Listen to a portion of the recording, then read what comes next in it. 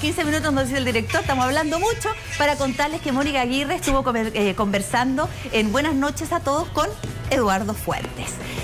Mónica Aguirre habló de varios temas, entre ellos, por supuesto, lo difícil que fue enfrentar la muerte de Gervasio, con 4 hijos, no solo la parte sentimental, sino que también la parte económica, que fue muy difícil, porque ella como modelo, si bien tenía buena pega, pero la modelo, decía ella, no ganaba muchas plata.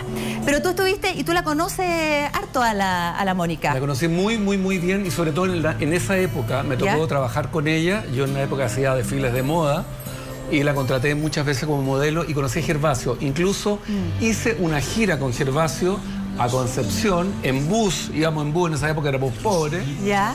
10 horas. Sí, pero era lindo, era mágico y me tocó compartir mucho con él. Era un tipo encantador, con un sentido del humor genial. Sí. Y aparte de lo que tú dices con respecto a Mónica, de la parte económica, todo, no fue el impacto de la forma que lo encontraron, porque hasta el día de hoy hay miles de teorías de cómo se murió. Bueno, ellos no creen que haya sido suicidio. No, de ninguna manera. Y creo que en ese minuto que me tocó ir, me acuerdo a su casa, que estaba en Maipú, un poco más allá, ese mismo día me enteré y partía, hasta lo que era un caos, toda la gente corría, porque fue una noticia muy fuerte, en una época también que era muy rara la época. Sí. Entonces fue muy triste de la forma que terminó Gervasio. Un tipo encantador, un tipo que era lo menos tóxico, un tipo genial, un súper artista, era súper bonachón y insisto, con un sentido del humor genial el tipo. Mira. Pero es fuerte escuchar que ella queda en la calle, casi literalmente, después de la muerte de Gervasio, porque Gervasio era el sustento máximo, digamos, de la familia. O sea, ahí de repente de un día para otro, Araceli se ve ella como mujer en esta situación, donde por supuesto tiene a cargo 4 hijos, donde además el modelaje no le daba para vivir. Entonces te sientes desesperada y dices, bueno, ¿qué hago ahora? No, además con 4 hijos, imagínate lo difícil en cualquier época. En esa época ahora... Pero fíjate que en los 90 era una excelente modelo y tenía mucha pega la Mónica. Pero pagaban mal. Claro, ella decía que pagaban. No sé si pagaban mal. Ella dijo ella lo dijo, bueno, ella lo hacía, pero yo creo que eran unas que le pagaban bien. Era una época que estaba la Josefa Isense, había muchas modelos importantes, tenía televisión, hacía un montón de cosas. Entonces era a lo mejor malo, pero había otras que le pagaban mucho bueno entonces. Claro. Pero era una época que yo trabajaba en eso. Entonces es que a lo mejor... distinto. Perdón, ahora se busca la figura. Antes las chiquillas eran más tranquilas, trabajaban de modelo. Ahora son estrellas, son figuras. Claro.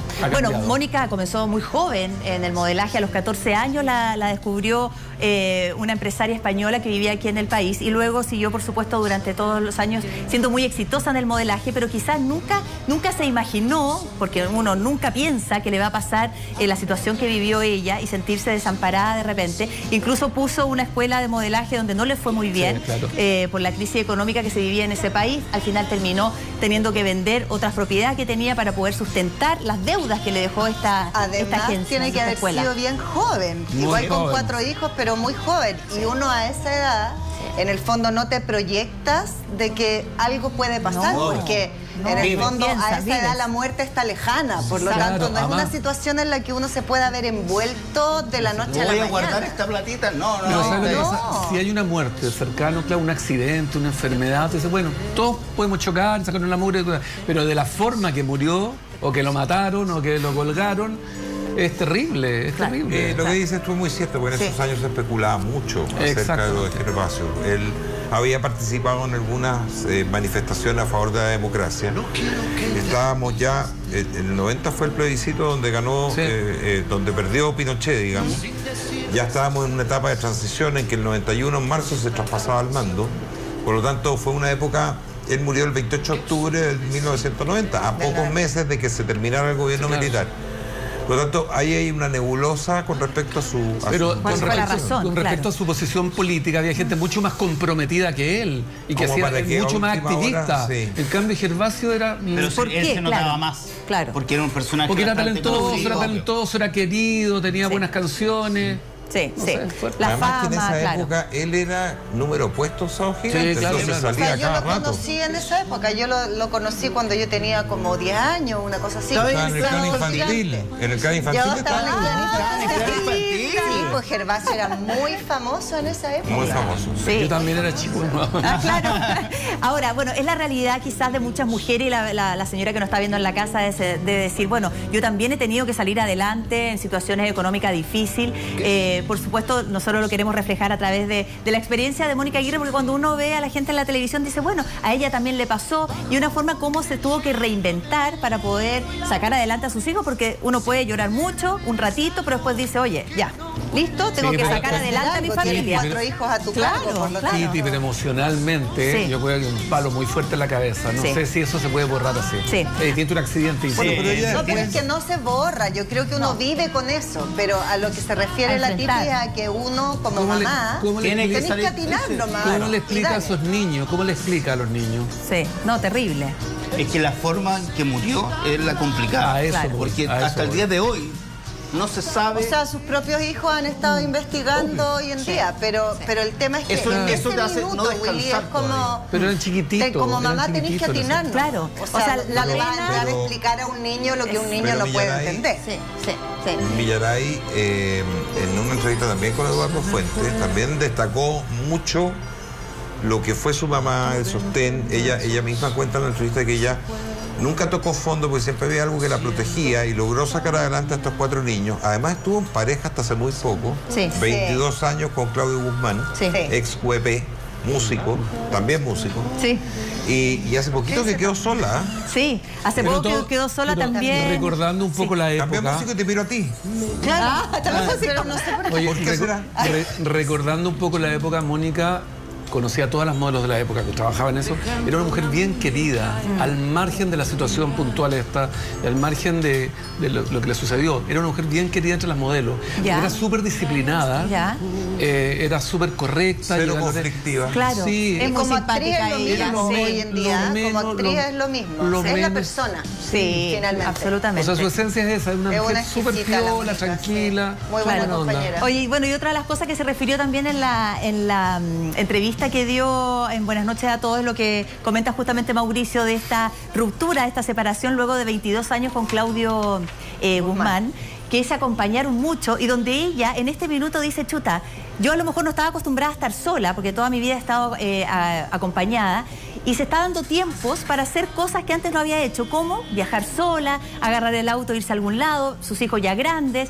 Entonces, cuando te ves en esa situación donde, lo hemos conversado tantas veces aquí, el síndrome del nido vacío sucede, pero cuando estás en pareja quizás es más fácil sobrellevarlo. Pero cuando estás sola... Cuando una mujer se separa, se va o al bosque, a la playa, o a los confines del mundo. Pues eso dijo ella ayer. Ella dijo ayer que le gustaría irse sola al bosque, que le gusta irse sola a la playa. Hay otras que se van para el sur. Las mujeres están ahora como... Es por un tema de la naturaleza, de conexión con alguien. Buscan la Pachamama, meditan en la Pachamama. Claro, es que ¿sabes lo que pasa, Mauricio? Que cuando uno a lo mejor te das cuenta que has entregado toda tu vida a tus hijos, que has estado toda tu vida en pareja, que te has dedicado toda la vida al trabajo, y de repente dices, ya, y ahora tengo tiempo para mí. Yo creo que lo primero que uno piensa es eso, en la naturaleza, en el estar como solo. El aislarse. ¿Sí o no? Sí. Mauricio no le gusta esa onda. No, tú no pensarías en eso. Mauricio, no lo entiendes. No. ¿Qué no le gusta? Ajá. ¿No se ha encontrado, Mauricio? Pero nunca me he buscado. Ese es el tema.